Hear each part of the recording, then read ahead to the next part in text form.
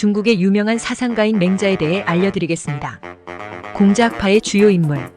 중국 고대의 유명한 사상가로서 공자의 학문을 계승하고 발전시켰습니다.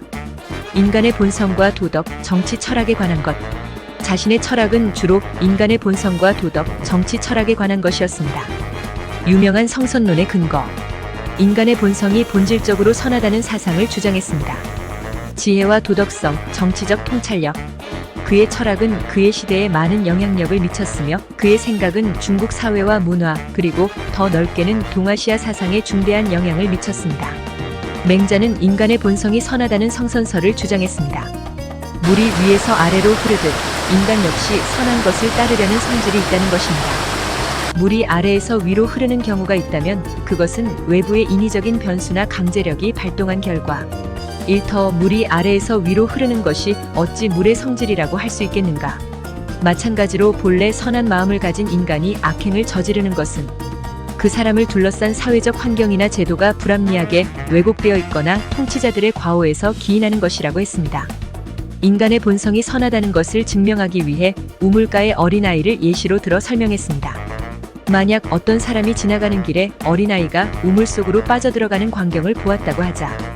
이 광경을 보는 사람은 누구나 그 어린아이에 대해 애처로운 마음을 갖게 될 것입니다. 우리의 이러한 마음은 천성에서 비롯되는 것입니다. 우리가 우물 속으로 빠진 아이를 보고 슬픈 감정을 느끼는 이유는 그 아이의 부모와 친분을 의식해서도 아니고 아이의 부모나 동네 이웃들에게 보상이나 칭찬을 받기 위해서도 아니라고 했습니다. 성악설은 인간의 본성이 본래 악하다고 보는 철학적 관점입니다. 이 이론은 주로 중국 고대 철학자 순자에 의해 대표되며 인간이 태어날 때부터 이기적이고 자기중심적인 성향을 가지고 있다고 주장합니다. 순자는 인간이 사회적 규범과 교육을 통해 선한 행동을 배워야 한다고 강조했으며 이는 인간 본성에 대한 깊은 이해와 사회적 질서의 중요성을 강조하는 것입니다.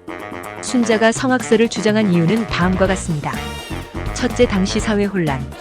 백성의 고통을 덜어주기 위해 통치 계급인 귀족층의 도덕적 타락을 비판하기 위함이었습니다. 둘째, 인간의 노력을 높이 평가. 인간의 가치를 폄하한 것이 아니며 오히려 악함을 선하게 만드는 인간의 노력을 높이 평가했습니다. 그렇다면 인간의 본성은 악한가 선한가?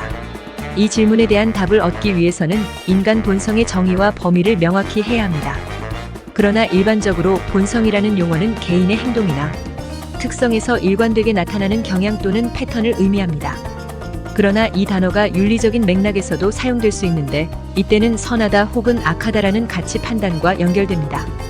이러한 경우에는 두 가지 상반되는 개념인 선한 본성과 악한 본성 사이의 선택 문제로 이어질 수도 있습니다. 하지만 주의해야 할 점은 우리 모두가 동일하게 선한 본성과 악한 본성을 가지고 있지는 않다는 것입니다. 각 개인마다 고유한 성격, 경험 및 환경 등이 영향을 미치기 때문에 다양성이 존재합니다. 따라서 결론적으로는 인간의 본성은 복잡하고 다양하며 그 자체로는 절대적인 선도 악도 아니라고 말할 수 있겠습니다. 이 영상은 유튜버 소희아빠가 AI를 기반으로 제작한 영상입니다.